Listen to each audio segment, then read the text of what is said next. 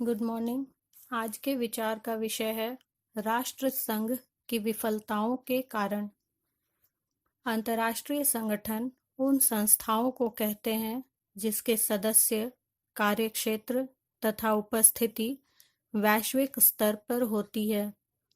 अंतर्राष्ट्रीय संगठन की स्थापना राज्यों द्वारा संधि के माध्यम से की जाती है।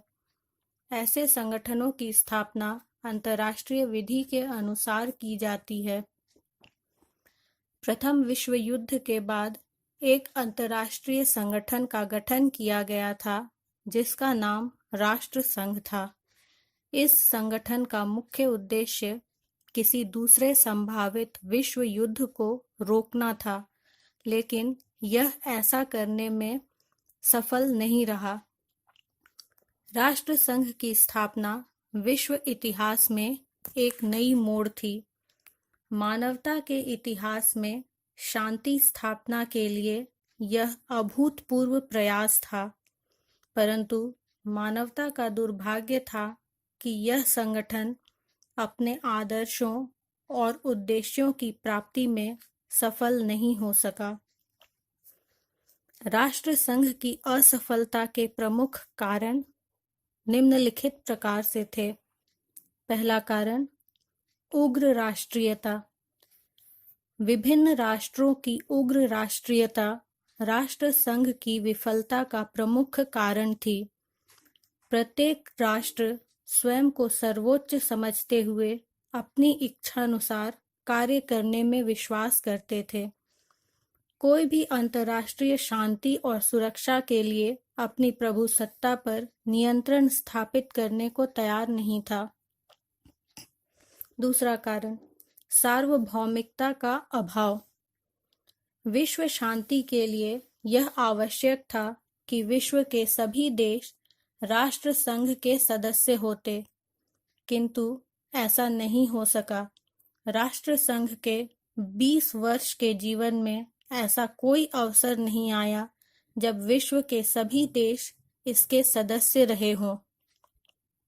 तीसरा कारण, अमेरिका का सदस्य न बनना।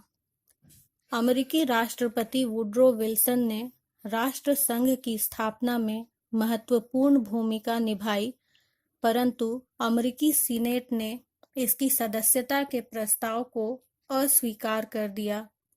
राष्ट्र संघ को अमेरिका का सहयोग न मिल सका। अमेरिका के सदस्य नहीं बनने से राष्ट्र संघ को अमेरिका की आर्थिक और सैनिक शक्ति से वंचित होना पड़ा। अमेरिका के सदस्य न बनने से एक बड़ी हानि यह भी हुई कि राष्ट्र संघ एक विश्व व्यापार संगठन नहीं बन सका। चौथा कारण, युद्ध रोकने की व्यवस्था का अभाव। राष्ट्र संघ के विधान द्वारा युद्ध रोकने की कोई सख्त व्यवस्था नहीं की गई थी। अंतर्राष्ट्रीय विवादों को निपटाने की जो व्यवस्था की गई थी राष्ट्र संघ के संविदा में, वह बहुत समय लगाने वाली व्यवस्था थी, जिसके कारण आक्रमणकारी को युद्ध की तैयारी करने का मौका मिल जाता था। पांचवा कारण, घृणा पर आधारित। राष्ट्र संघ की स्थापना का आधार घृणा थी, क्योंकि यह संघ वर्साई की संधि की देन थी। पराजित राष्ट्र इस संधि को घृणा की दृष्टि से देखते थे और अन्याय का प्रतीक मानते थे। इस कारण उन्होंने राष्ट्र संघ को भी अस्वीकार कर दिया। छठा कारण, सर्वसम्मति से निर्णय। राष्ट्र संघ की विफलता के मुख्य कारणों में से एक यह भी है कि परिषद के सभी निर्णय सर्वसम्मति से लिए जाने थे।